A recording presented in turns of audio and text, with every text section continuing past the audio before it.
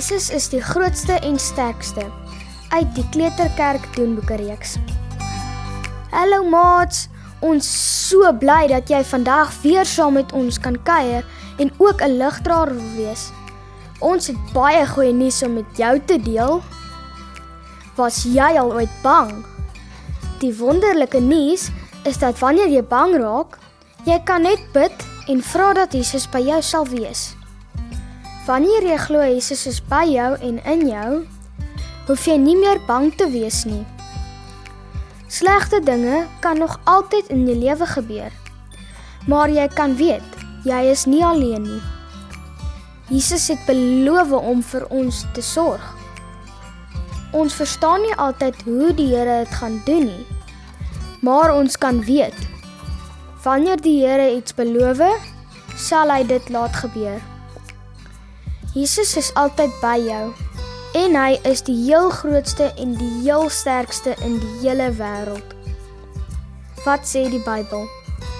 In Markus 4 vers 39 tot 41 lees ons: Jesus het opgestaan en hy het kwaai met die wind gepraat. Hy het vir die see gesê: bly stil, word kalm. Die wind het opgehou waai en die see het kalm geword. Jesus vra toe vir hulle: hoekom is julle bang? Glo julle nou nog nie in my nie? Die disippels het baie bang geword. Hulle sê toe vir mekaar: wie is hierdie man? Ook die wind en die see luister na hom. Kyk na hierdie prentjie van die boot op die see wat Adrian inkleer. Dit sal jou herinner dat Jesus storms kan stilmaak, soos ons in Markus 4 gelees het. Hy is die grootste en die sterkste en sal jou ook veilig hou. Kom ons bid saam. Dankie Jesus dat U in my hart woon en dat U my beskerm.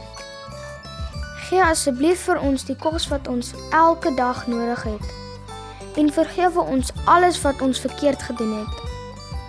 Help my om ook ander te vergewe. Dankie dat ek na U kan roep as ek bang is en dan kan weet dat ek veilig in U hande is. Amen. Bye maats, onthou om elke dag 'n ligdraer vir Jesus te wees en kom kuier weer by ons in Ligland.